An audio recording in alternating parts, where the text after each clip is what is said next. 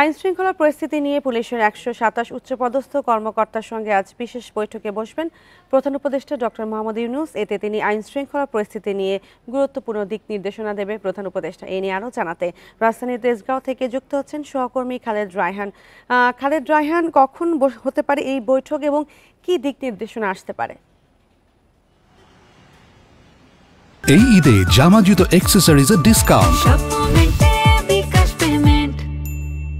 দেখুন, বৈঠক বেলা 11টায় শুরু হয়েছে। গতকালকে ডেপুটি প্রেস সেক্রেটারি উনি নিশ্চিত করেছিলেন যে আজকে এই বৈঠকটি হবে এবং সেখানে সভাপতিত্ব করবেন প্রধান উপদেষ্টা। এবং যেটি বলা হচ্ছে যে 64 জেলার 64 জন পুলিশ সুপার, একই সঙ্গে 8টি রেঞ্জের ডিআইজি, 8টি মেট্রোপলিটন এলাকার কমিশনার এবং প্রত্যেকটি মেট্রোপলিটন এলাকার যারা উপমহাপরিচালক রয়েছেন, ডিসি রয়েছেন, তারাও কিন্তু ক্রাইম ডিভিশনে তারাও কিন্তু এখানে থাকবেন। একই সঙ্গে বিভিন্ন ইউনিট যেগুলো রয়েছে পুলিশের সবগুলি ইউনিটের প্রধানরাই কিন্তু এখানে উপস্থিত থাকবেন। এখানে মূলত কয়েকটি বিষয় নিয়ে আলোচনা হবে। 5 আগস্টের পরবর্তী সময় আইন শৃঙ্খলা পরিস্থিতি যেই জায়গা থেকে এখন যে অবস্থা নিয়েছেন সেইগুলোর ধারাবাহিকতা এবং বিভিন্ন জায়গায় আন্দোলন হচ্ছে, চুরি ছিনতাই ডাকাতির ঘটনা থেকে শুরু করে বিভিন্ন যে আইন শৃঙ্খলা পরিস্থিতি রয়েছে সেই পরিস্থিতি নিয়ে মূলত আজকে এই বৈঠকটি হওয়ার কথা রয়েছে। 5 আগস্টের পরও আমরা দেখেছি যে একাধিক বৈঠক হয়েছে, তবে এত বড় পরিসরে বৈঠক কিন্তু এর আগে কখনোই হয়নি, যেখানে একেবারে 64 জেলার এসপি থেকে শুরু করে রেঞ্জ ডিআইজি, মেট্রোপলিটনের কমিশনার, অতিরিক্ত আইজিপি যারা রয়েছে সকলে থাকবেন।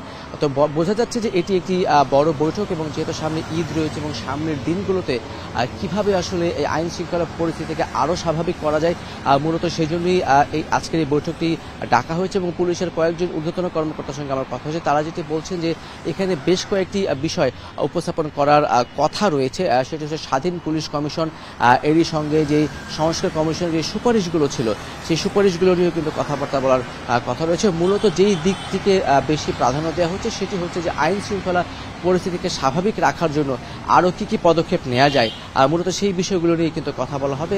11টার সময় বৈঠকটি শুরু হয়েছে, সেটি মোটামুটি 1.5 থেকে 2 ঘন্টা চলতে পারে বলে আমরা জানতে পেরেছি। 6 জন মাঠ পর্যায়ে কর্মকর্তা যারা রয়েছেন তারা তাদের যে উপস্থাপনা সেটি তারা উপস্থাপন করে প্রধান উপদেষ্টার সামনে। এরপরে প্রধান উপদেষ্টা তার যে দিক নির্দেশনামূলক বক্তব্য সেগুলো দেবেন এবং আইন শৃঙ্খলা পরিস্থিতি স্বাভাবিক রাখার জন্য যাদেরকে গ্রেপ্তার করা হচ্ছে বা গ্রেপ্তারের ক্ষেত্রে চাঁদাবাজি, চুরি ছিনতাই রোধ করার জন্য আরও কী পদক্ষেপ নেওয়া যায়, মূলত সেই বিষয়গুলো নিয়ে কিন্তু বৈঠক চলছে। বৈঠকের পরে হয়তো আনুষ্ঠানিক বক্তব্য পাওয়া যেতে পারে, তবে সেই বিষয়ে এখনও নিশ্চিত কোনো তথ্য পাওয়া যায়নি। তেজগাঁও থেকে যুক্ত হয়েছিলেন সহকর্মী খালেদ রায়হান।